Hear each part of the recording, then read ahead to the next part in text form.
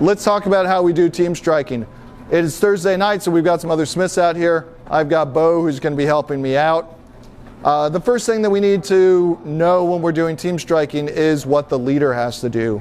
The leader is going to be communicating to the striker through various taps on the anvil.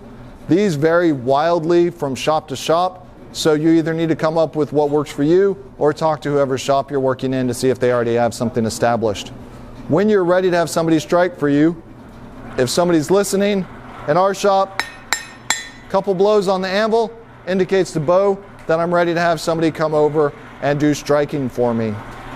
What we'll do then, if you'll step around to this side, Bo, is I'll pull the hot steel out of the fire. I'll hold it up off the anvil so that the anvil is not sucking heat out of the piece of steel. And Bo and I will establish a rhythm by tapping lightly on the anvil. Once we have that rhythm established, we're going to come in and I'm going to hit, Bo will hit. I'll hit, Bo will hit.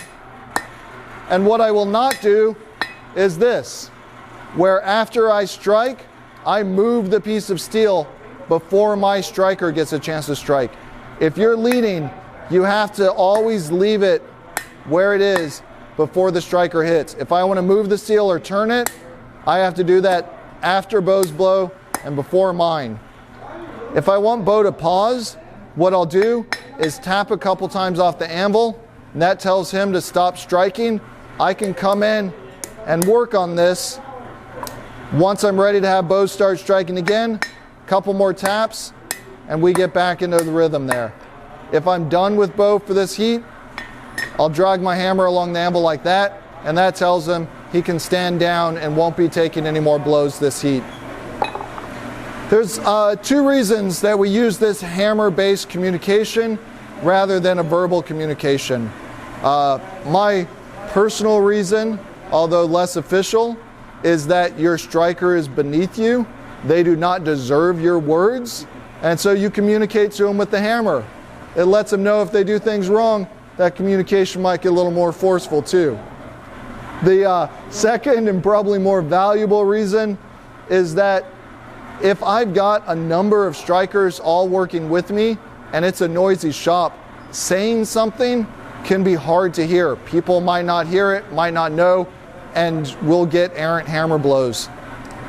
By making a tap on the anvil, it is both loud and it gives a visual sign to the strikers that they need to pay attention and know what's going on. A couple other things to remember. If you're the lead, don't do this. You don't want your strikers to have to try and dodge around your head with the sledgehammer. One sharp blow to the back of the head with your face going into a hot piece of steel does tend to teach people that lesson pretty quickly, but better one that you don't need to live through. When you're team striking, if you're the striker, your main job is to hit where the lead has hit. There's a number of different ways that you can swing a sledgehammer. My preferred way is putting my dominant foot forward. I put one hand near the head of the sledgehammer, one hand at the base of the sledgehammer, hold it kind of in this position, let it fall forward, letting gravity do most of the work, pulling it back to myself, lifting it back up, and getting ready for the next strike. So if I'm at the anvil, dominant foot forward, I'm going to swing down, pull back, lift up, and get ready for the next swing.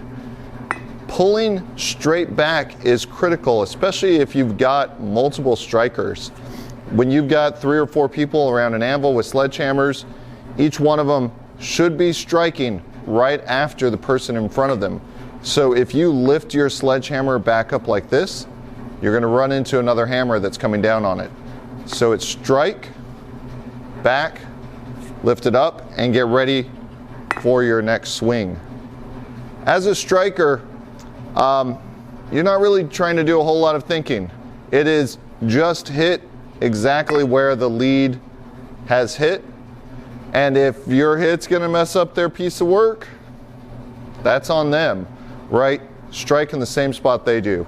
As you get better at this and you develop a rhythm with the lead, you can look for things like if the lead hits with a hard heavy blow, then you hit with a harder heavy blow.